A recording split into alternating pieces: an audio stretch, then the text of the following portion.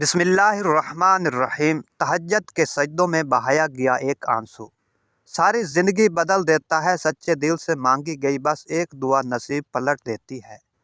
ہزاروں سوئے ہوئے لوگوں میں جب اس کا ایک بندہ تکلیف کے مارے جاگ رہا ہو تو وہ کیسے اس ایک بندے کو تڑپتا ہوا چھوڑ سکتا ہے، جو اپنی نیند قربان کر کے اس رب کعبہ سے کچھ طلب کرنے آئے تو اللہ رب العزت کیسے پھر اسے خالی ہاتھ جانے دے سکتا ہے۔ جو ہاتھ تہجد میں دعا کے لیے اٹھائے جاتے ہیں وہ کبھی ٹھکرائے نہیں جاتے۔ جو حرف وقت تہجد منہ سے ادا ہو جائیں وہ رد نہیں کیے جاتے۔ جو وقت تہجد مانگ لیا جائے وہ مانگ کبھی ادھوری نہیں رہتی۔ دل میں اٹھتی ہوئی مسلسل تکلیف جب تمہیں رات بھر جگائے رکھتی ہے تو روح کی بے چینی اللہ رب العزت کے روبرو لا کر کھڑا کر دیتی ہے۔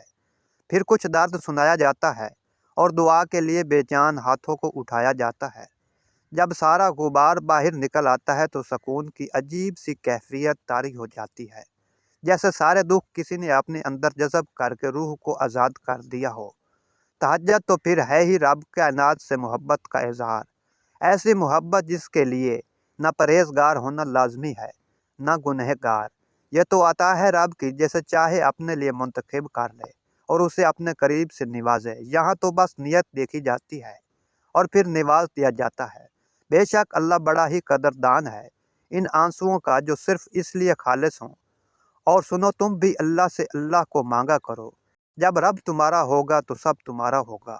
اور جان رکھو کہ اس رب کائنات کے لیے کچھ بھی ناممکن نہیں، وہ جو چاہے کر سکتا ہے، اسے کسی کی مدد یا اجازت کی ضرورت نہیں ہے۔ وہ تو مختار کل کائنات ہے، اس کے ایک اشارے سے مقدر بدل جاتے ہیں، اس کے ایک کون سے ہزاروں تڑپتے ہوئے دل قرار پاتے ہیں۔ وہ تو زمین و آسمان کا نور ہے، اللہ نور السماوات والارض۔ تو پھر تم اس کی رحمت سے نا امید کیسے ہو سکتے ہو؟